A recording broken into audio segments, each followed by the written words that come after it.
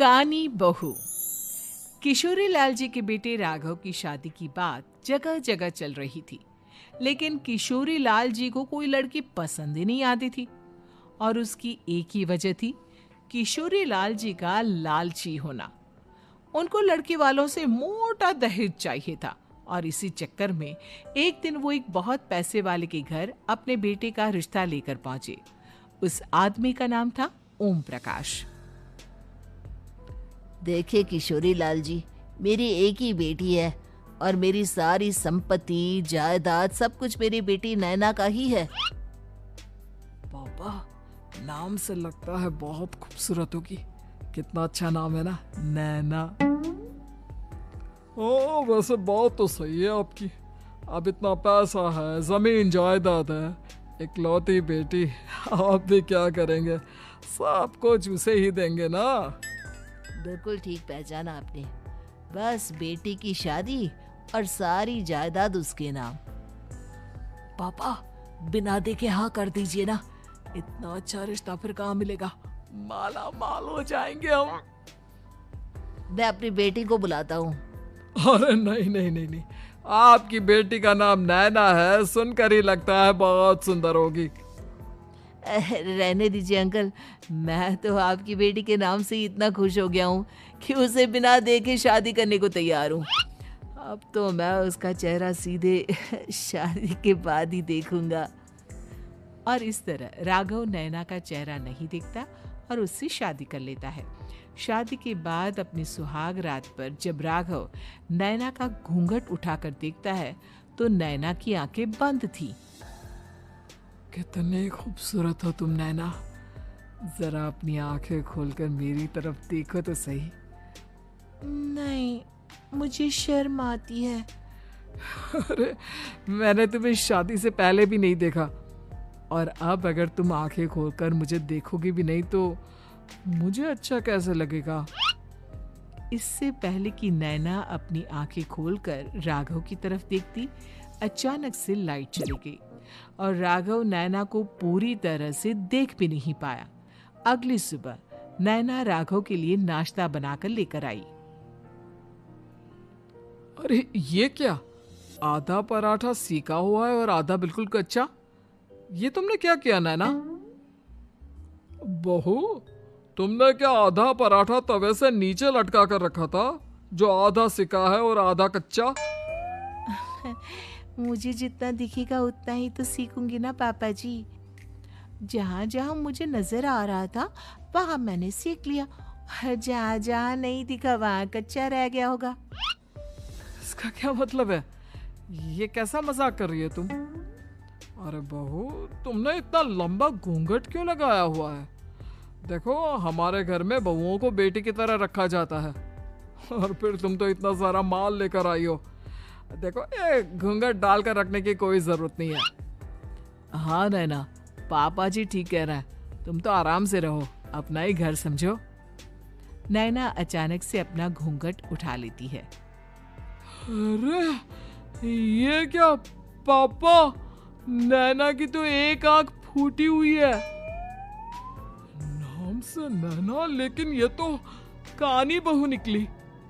मेरे साथ धोखा हुआ है, धोखा। बिना दिखाए अपनी कहानी लड़की मेरे संग ब्याह थी। मुझे कहानी बीवी नहीं चाहिए। मुझे अभी ओम प्रकाश जी से बात करनी पड़ेगी। आखिर उन्होंने मेरे साथ ऐसा किया क्यों? अरे, आप लोगों ने ही तो पापा से कहा था कि आप लोग शादी से पहले मुझे देखना नहीं चाहते। अब मेरे पापा पर क्यों इल्जाम लगा रहे हैं? अरे लेकिन उन्हें बताना तो चाहिए था ना कि तुम कहानी हो, एक आंख से तुम्हें दिखाई नहीं देता। किशोरी लाल और राघव नाराज होकर ओम प्रकाश को अपने घर बुलाते हैं। पापा जी, ये आपने क्या किया? शादी से पहले बताया क्यों नहीं कि नैना की आंखों में परेशानी है? अरे आप ही ने तो लड़की देखने से मना कर दिया था। अरे लेकिन आप बता तो सकते थे। आपको तो हमारी बेटी की प्रॉपर्टी चाहिए थी, वो भी पूरी की पूरी। अब क्या हुआ अगर उसे आधा दिखाई देता है? प्रॉपर्टी तो आपको पूरी मिल गई ना। अरे ये क्या बात हुई? मेरी शादी प्रॉपर्टी से नहीं आपकी बेटी से हुई है। अब ये तो पहले सोचना चाहिए था। तब तो मेरी प्रॉपर्टी देखकर तुम्हारी जुबान लप लपा रही थी। लेकिन मैं कानी लड़की को अपनी बीवी बनाकर नहीं रख सकता। पापा कुछ करिए ना आप। हाँ करता हूँ। देखिए ओम प्रकाश जी, आप हमारे साथ ऐसा नहीं कर सकते। और तुम देखो, अगर तुमने मेरी बेटी से शादी तोड़ी ना, तो जो भी प्रॉपर्टी मैंने तुम्हें दी है वो तो पूरी की पूरी वापस ले ही लूंगा, और आधी प्रॉपर्टी तुम्हारी भी लूंगा। अरे मेरी आधी प्रॉपर्टी भला क्यों लेंगे आप? इसलिए क्योंकि मेरी बेटी को आधा नजर आता है और उसकी नजर अभी तक तुम्हारी आधी जायदाद पर ही पड़ी है। अब तुम उसे घर से निकालोगे तो कुछ तो लेकर जाएगी ना। और अगर हम आपकी बेटी को अपने घर की बहू बनाकर रखे तो? तो तुम्हारी पूरी प्रॉपर्टी तुम्हारी ही रहेगी, और जो मैंने तुम्हें दिया है ना, उसमें से बस मैं आधा लेकर जाऊंगा। अरे लेकिन अब आप अपनी दी हुई प्रॉपर्टी में से आधी वापस क्यों लेकर जाएंगे? अगर मैं आपकी बेटी को अपनी पत्नी बनाकर रखने को तैयार हूं तो? इसलिए ताकि भविष्य में अगर तुम मेरी बेटी को धोखा दो तो उसके पास कुछ तो रहे जो पति का हो। वैसे मेरे पास तो बहुत कुछ है, लेकिन अपने पति की कोई निशानी तो उसके पास होनी चाहिए ना। अब अगर तुमने मेरी बेटी को कानी कहा तो तुम्हें प्रॉपर्टी भी कानी ही मिलेगी, पूरी नहीं। जमाए राजा। किशोरी लाल और राघव समझ चुके थे कि वो बुरी तरह फंस चुके हैं और अब उनके पास वहां से निकलने का कोई चारा नहीं है। अब समझ में आया ना, लालच बुरी बला होती है। एक तो तुम्हें प्रॉपर्टी मिली, ऊपर से बीवी मिली, उसमें तुम्हें नखरे भी दिखाने हैं। आए बड़े, चुपचाप बैठो दोनों।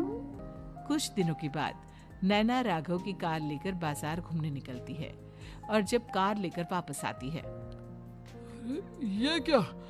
एक तरफ से मेरी गाड़ी पूरी खराब हो चुकी है। लगता है तुमने मेरी गाड़ी को किसी दूसरी गाड़ी के साथ एक्सीडेंट किया है। अरे अरे कितना बड़ा नुकसान कर दिया तुमने बहू। वो क्या है ना पापा जी, मुझे एक आंख से दिखाई नहीं दे रहा था, सामने से गाड़ी आ रही थी। मुझे तो सिर्फ आधा ही दिखाई दिया और वो गाड़ी मेरी कार से रगड़ती हुई निकल गई। अब मैं क्या करूं बताओ? आप इसे ठीक कराने के पैसे कौन देगा? तुम्हारे पापा? तुमने मुझसे इस तरह से बात की? अभी रुको। नैना राघव की शिकायत ओम प्रकाश को कर देती है। देखो राघव, अब जो मेरी आधी प्रॉपर्टी तुम्हारे पास थी ना, उसमें से आधी और मैं लेकर जाऊंगा, क्योंकि तुमने मेरी बेटी को डांटा। अरे नहीं नहीं पापा जी, गलती हो गई, माफ कर दो। गलती की तो कोई गुंजाइश ही नहीं। अगली बार मेरी बेटी को डांटा तो बची हुई आधी में से आधी और ले जाऊंगा। लालच के चक्कर में हम दोनों ने बहुत बड़ी गलती कर दी बेटा। एक तो तुम्हें कानी बहू मिली और ऊपर से जो माल मिला वो भी काना। इस तरह राघव की हर एक गलती पर ओम प्रकाश उसकी प्रॉपर्टी का आधा आधा हिस्सा लेकर अपना सारा माल वापस ले गया और राघव को कानी बीवी से काम चलाना पड़ा। भाई लालच वाकई में बुरी बला है।